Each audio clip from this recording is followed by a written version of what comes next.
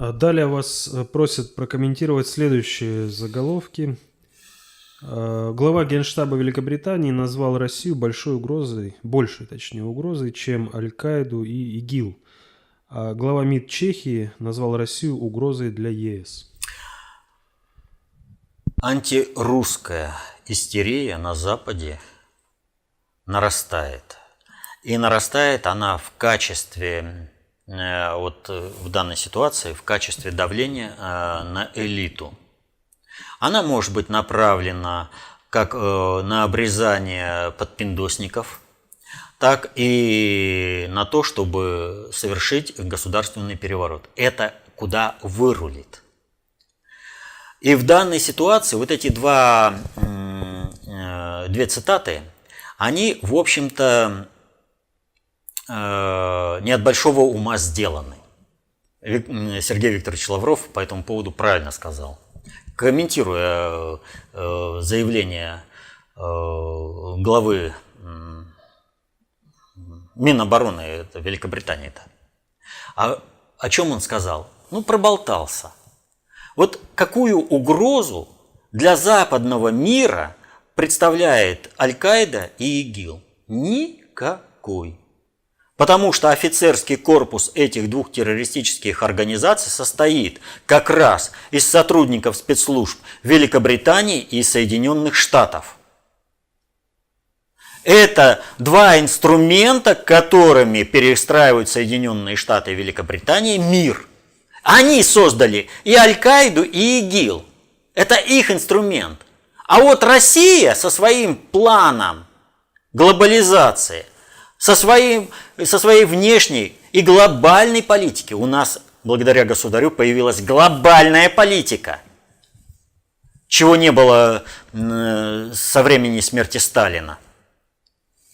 Вот Россия для Великобритании представляет угрозу. Ну вы представьте себе, вот он, как член страновой элиты Великобритании, он прекрасно понимал, что Великобритания должна быть уже переформатирована, что там, собственно, и Англии-то не осталось, а он должен жить где-то в странах, в одной из стран британского этого содружества, занимая какую-то должность в управлении, управляя папуасами. Ну, в новой уже империи. А вот остров Великобритания уже все, и как страна Великобритания, она должна быть переформатирована. А планы рухнули. Из-за чего? Из-за того, что Россия проводит свой принцип глобализации. А Аль-Каида и ИГИЛ – это инструменты глобализации, которыми управляются из Великобритании и Соединенных Штатов. Ну и есть еще полевой штаб, это Саудовская Аравия. Вот. Поэтому, естественно, но принципиально здесь еще одно. Вот Чехословакия, вернее Чехия, прошу прощения, оговорился, давно разделили уже страну. Вот там есть президент Милош Земан, да? И есть вот министр иностранных дел. Говорят совершенно разные вещи. Милош Земан исходит из государственных интересов Чехии, из национальных интересов Чехии. А из каких интересов исходит министр иностранных дел? Ну, в правительстве уже дали комментарий по этому заявлению. Ну, вы понимаете, мальчик еще молодой, неопытный, он не знает, как осуществляется управление. Ребятки, вы извините, вы кого назначили? А вы понимаете, что он так вот, не зная, может доболтаться до того, что у вас с кем-нибудь война начнется? Кстати, это кадровый вопрос для всех толпоэлитарных стран, и особенно для России.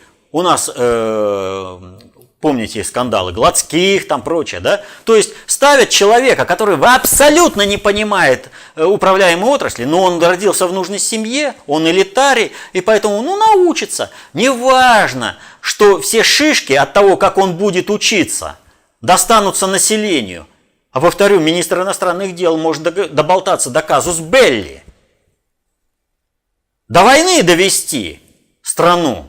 Поставить в такие условия, когда вот Первая мировая война, Никто не хотел войны, война была неизбежна. Потому что каждый из этих министров иностранных дел вот так вот болтал, не зная чего. Но здесь другое. Как прокомментировали? Вот он неопытный, и поэтому он решил, что лучше прислониться к старшему брату, то есть к Соединенным Штатам. Там антирусская истерия, в Великобритании антирусская истерия, ну надо прислониться, и будет тебе счастье. А тогда вопрос, о каком суверенитете Чехии вообще может идти речь? Ну, у Чехии, кстати, и нет суверенитета, численность страны не позволяет.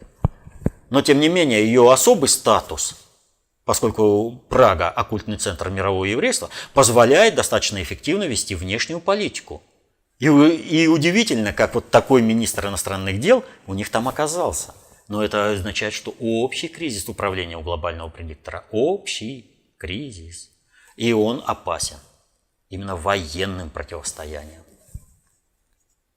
А здесь надо понимать, как начинаются войны, что такое гибридная война и как она осуществляется в виде холодной войны и как она осуществляется в виде горячей войны.